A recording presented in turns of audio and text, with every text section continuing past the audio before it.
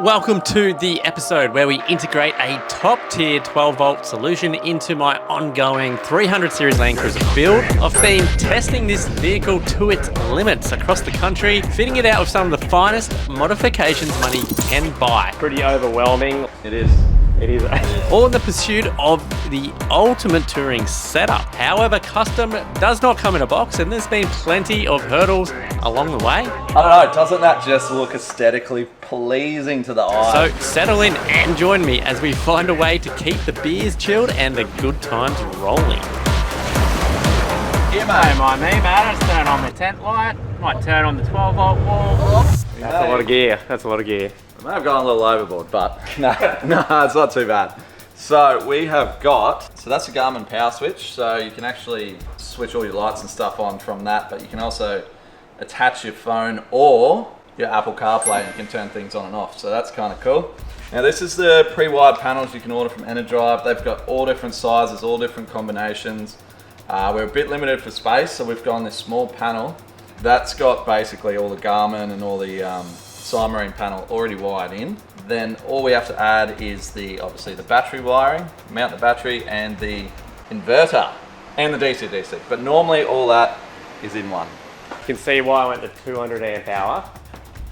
It's absolutely massive, and the 300 amp hour I believe is a little bit thicker again, but this is quite thin and this should fit in the cavity where the seats came out of. Yeah, well Ethan designs it to suit that, so it's gonna be good. This is the Marine panel. You guys would have seen this in my cruiser. This monitors all your batteries and your loads and how much power you're using versus coming in and so on and so forth. It's a cool little gadget. Yeah, now we just gotta figure out where we're gonna mount all this. So this is the DC to DC. So this is from your battery to that to power and charge up the big dog. This is the inverter. So this is what turns your 12 volt into 240 volt. It's a 2000 watt, 80 amp bad boy, so that means I can run induction. You can run lots of things with a 2000 watt inverter, to be honest. Yeah, it's all very exciting. I really like how heavy duty this is. It's not just some random battery floating around. It's got proper mounts on it and everything. Even got the cable kit from the battery to the DC to DC. The plan in this episode, we're going to install all this and it's going to run my fridge, induction, get charged from the solar. Power the tent. Power the tent. Power the cameras. Cameras, Starlink, and the most important part, the electric kettle. This might look pretty overwhelming, like even to me this is pretty extreme, but my scenario... It is. It is. No. Overwhelming. I've been difficult, so I wanted the big drawer fridge, but it's generated no room either side for the pre-wired fancy pants kits that Enerdrive have. So now Macca has to do a custom install. We're going to be putting screens in probably in my trim and hiding batteries under there, and well, yeah, it's tricky. So if you jump on the Enerdrive website, it actually has all the pre-made ones on there to look at. So you don't have to go manually wiring it all like we're about to. Saves a hell of a lot of time. I'm quite impressed by it. I love this light. So many like nighttime adventures and shed life into that thing. Just going to switch the bracket around so it can try and screw into the timber. Yeah, we're going to flip the bracket around and then the leggy legs are going to sit under it like so and screw down, and that'll screw across and should be hunky-dory.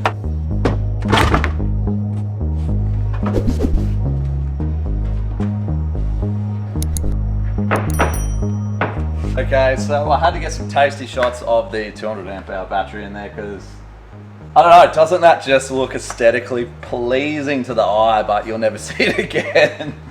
Oh, that's very cool. As you guys know, Ethan from Splinter 4x4 builds these panels, these floors, these drawers, everything. His skills, his workmanship and skills is unreal. Like, he does a great job, young fella. You guys would have seen in the 76, we actually installed it at his shop when we were over in West Oz.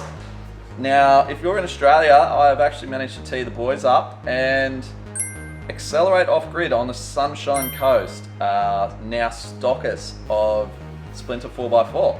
So you can order all these packages, all the 12 volt you want. They do full installations. They've got like 12 auto sparkies or more just going ham all day, every day. The boys are legends in there. Definitely go and see the boys. If you're not confident to do it yourself, there is a fair bit involved. The EnerDrive systems are great. A lot of it's sort of pre-done, but there still is a fair bit of wiring involved. Just thought I'd give you guys that heads up. We're not sponsored by them or anything. We just want to help you guys get these awesome systems in your car if that's what you want. You know what I mean?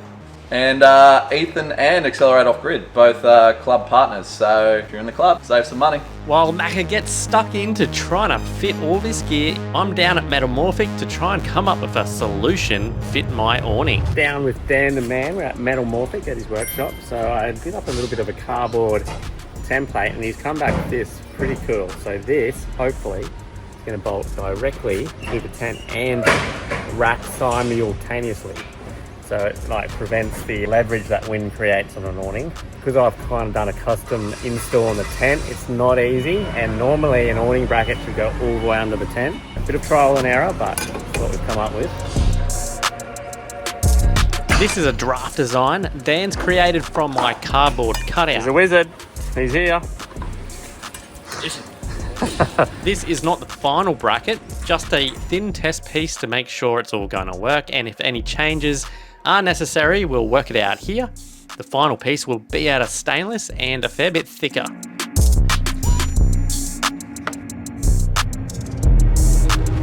Meanwhile, back at the shed, Mac's OCD has really kicked off in my favour. The install is looking incredible, and time to work out how to get this powered down from the tent into the setup. This is a bit of evidence, isn't it? You can get the cruiser out of the desert, but you cannot get the desert out of the cruiser. Look at that, and I guarantee you, the rest of the cars are just like that. What's the play here, mate? What are you doing? Oh, making it up as I go, really. We got room behind there, you reckon? Well, I reckon there is. Oh, there's heat. There is so much room.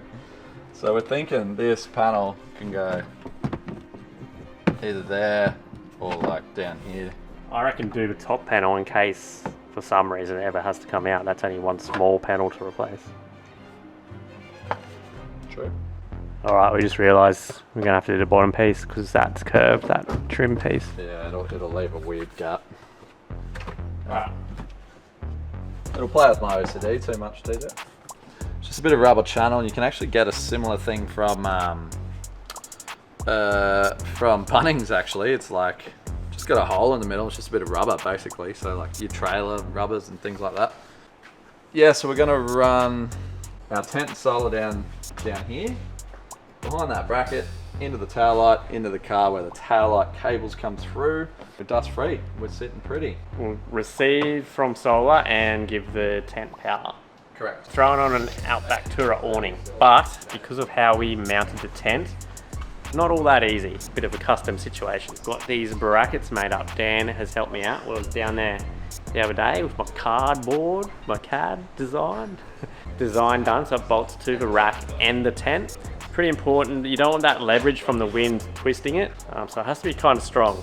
Normally they go all the way under the tent, but I can't do that. So that's why we've done this. 304 stainless. It's like another sneaky drawer. I was trying to set this up as my power tool drawer, but I've just, wiring just destroys your shed. So K-truck wiring, TJ wiring, more TJ wiring, more K-truck wiring. There's a lot of excuses going on. Sounds like a Sparky excuse. You're not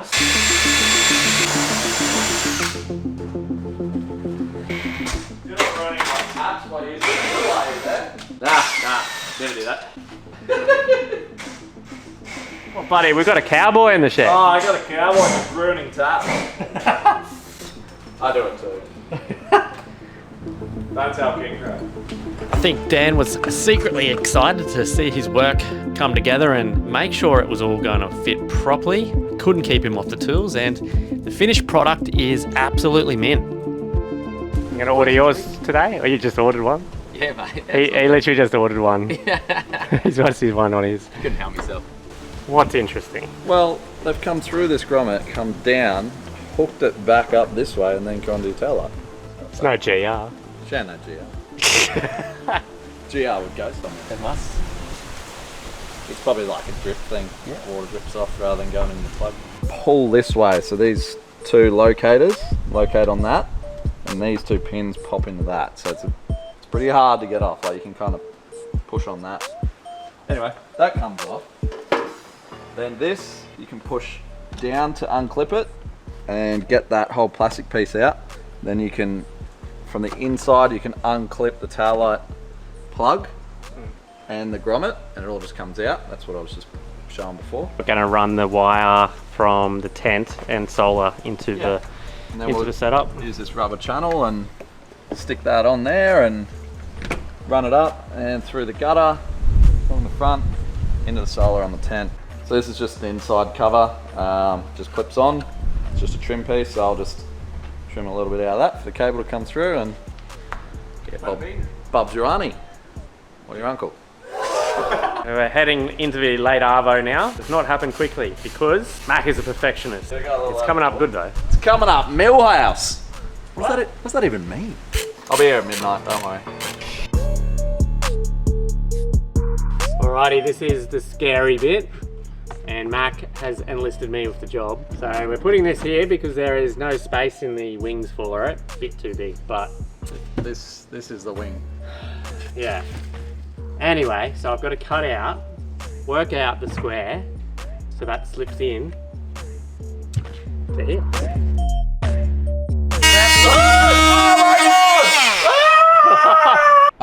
Yeah. Or can you cut with this edge? Oh wow, you can try. I'll admit the hole's a bit big. It'll work. You can throw it in the hole. Told you to let me do it. Alrighty, so it's like 11 o'clock at night. Packing her up, boys. I'm done, but the main panel is done. Just got some switching and mount a submarine panel in the back now tomorrow. And all you're thinking, like, why is my time management so bad? Like 11 on a Friday, why am I still doing this? Building cars weekly, basically, and trips and stuff is like really hard. Things never turn up when they're supposed to, and a lot of things take time, and not everything's same day sliders. Sorry, Tom. I'm going to bed. Clearly, I need to. See you tomorrow, and we'll get some more done. Woo! Takes a Sparky and a plumber to fit off some solar plugs. In case you're wondering. Person solder joint. There's a two-person solder joint. So we're just teaching the plumber over here the difference between series and parallel. So he said, if the red one goes to the red one to the red one to the red one. Well, what's that one, Simo? That's parallel. Parallel. Originally, when we started this conversation, it was series. Sometimes I get my parallel and series mixed up, you know. Si, senor. Next parking hard. The series would be in one, out the other, in one, out the other, in one, out the other. And I mean, it's just 12 volt. well, you're right. It's only 12 volt. It's important. You don't want your car burning down. It is very, very important. If you don't know what you're doing, then ideally pay a auto electrician Or Simo. or your local plumber. A couple of small items I've been meaning to get onto, like proper switches for my lockers and to throw this GME radio in. However, the 12 volt system's all starting to come together now.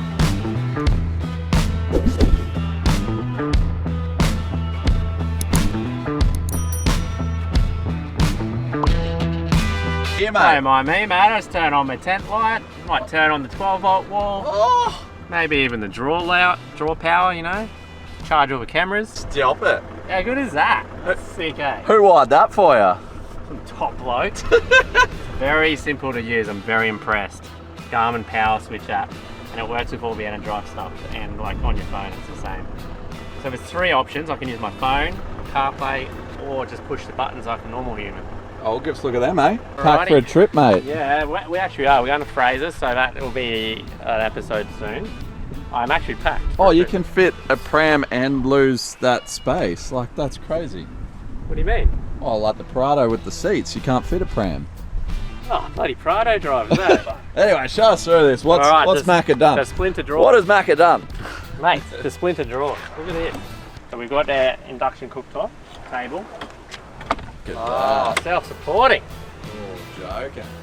You know more about this than me. I'll film you talk about it. So here we have the inverter panel. Basically, you can turn it on, you can change settings. 240 volt here.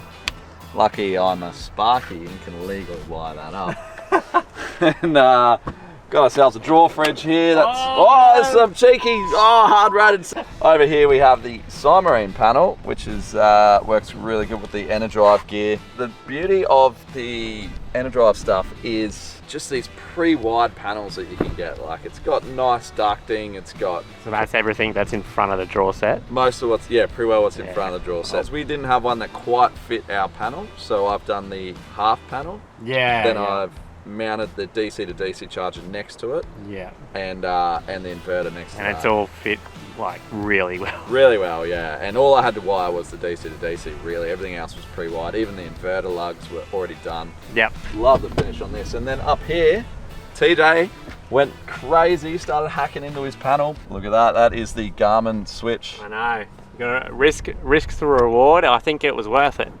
Cabin lights, that's up there. We got the tough terrain cabin light. Now I just happen to have this one in my shed, so we're going to swap this out for a full length. Yeah, baby one. Like what I have. Put that in the drawer. Yeah, it's got white, it's got yellow, it's dimmable. Yeah, I'm going to put that baby one in the drawer because they're all black carpet inside too, but it's good, but it's hard to see. You need a light.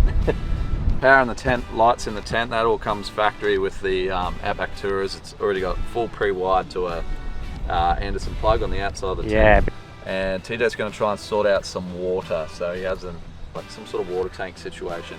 Thinking I might have to do rear bar and so I can up a jerry holder. I'm really undecided. There is a footwell, what's that, water tank? The footwell water tank. You get it from Outback Equipment and it goes in the footwell, but then you lose your footwell. On a trip it's okay, and then you take it out sort of thing. Yeah, just pull it out when you're taking passengers, I guess. But I think that's an option. And you've also just bought a larger fuel tank from Engineering. Yeah, I just ordered a sub-tank replacement. So you get your 30 goes up to 80 litres, I think. I'm not sure. Gain like another. That's probably should get me over 1,000k. It's probably not something you guys are going to see me install. It's just a fuel tank. It's just boring. It's nothing exciting about an extra bigger fuel tank. And what do you think of this awning install, mate? That was Dan and TJ. Beautiful job. Look at that. Man, that is actually really, really sturdy. I kind of want him to run a second one on the other side. I don't know why. I think that'll be overboard, double awning. Oh, yes. So if you're wondering why it's not on passenger, it'll fit in front of the snorkel, but you can't open it because the arms will hit the snorkel. Well, he could have made it higher and it would have cleared. Oh, okay. But I don't want it. You don't want a high awning hanging off the top of your car. We do. We have the GME radio. We had a slight issue. We want to mount. Got a problem here. My car's too modified. It's too modified. So this is the Pirate Camp Car bracket. It slots in there like that, in under this plastic. But the problem is it sits right here where TJ's suspension adjuster for the ECDS shocks is. So we're going to have to customise it a bit. Yeah, I'm still going to use this bracket. But if anyone has any ideas, TJ suggested probably there. Yeah, I was going to screw it straight in. Yeah, on the horn button there. I'm going to use like a 70mm screw on that. You'd hate for it to fling off or something. As for driver's side, where Pirates put it is possibly the best spot because anywhere on the left side is just too close to the steering wheel.